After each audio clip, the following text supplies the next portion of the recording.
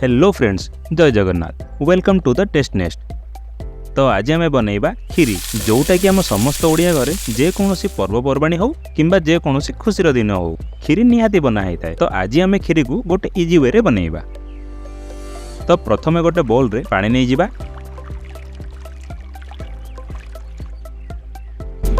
एबे पानी रे 100 ग्राम खीरी चाउल पकई 2 ରୁ 3 थर भलसे धोईदबा।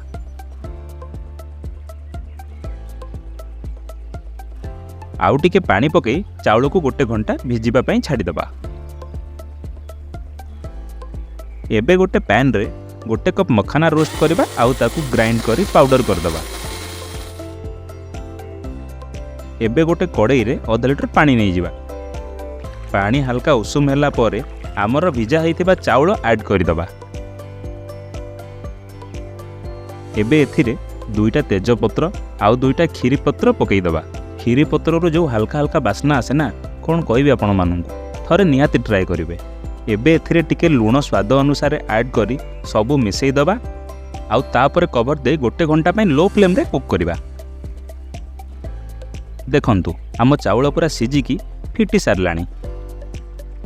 एबे एथिरे 1.5 लीटर क्षीर ऐड करदबा। वाह कि सुंदर बास्ना। एबे एथिरे सबू पत्र बाहर करदबा। आमको खाली यार बास्ना दरकार थिला, जोटा कि ऑलरेडी आम खीरी रे मिसी जाइछि। याकू एबे लो फ्लेम रे कुक करिबा। भल रे घांटुथिबा। घांटिबा बेले साइड गुडा भूली जिबानी, जेमिति साइड रे आउ तळे आम खीरी न लागिवो। 45 मिनिट रो गोटे घंटा एमिति कुक करिबा। आउ तापरे स्वाद अनुसार चीनी, 2टा बड़ चमच मखाना पाउडर, गोटे कप खुआ, गोटे कप मिल्कमेड पकई भल से घांटी दबा। आउ 15 मिनिट जाए एमिति ही लो फ्लेम रे कुक करिबा। आउ तापरे गैस बंद कर दबा। एबे 3 ରୁ 4टा गुजराती छेचिकी खीरी रे पकई दबा। एबे खीरी रे छुंक दबा।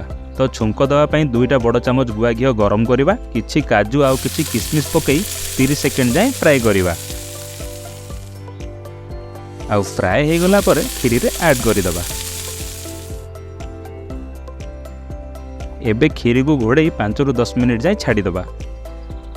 कवर बाहर करिकिना थरे खीरी को गांटी दबा।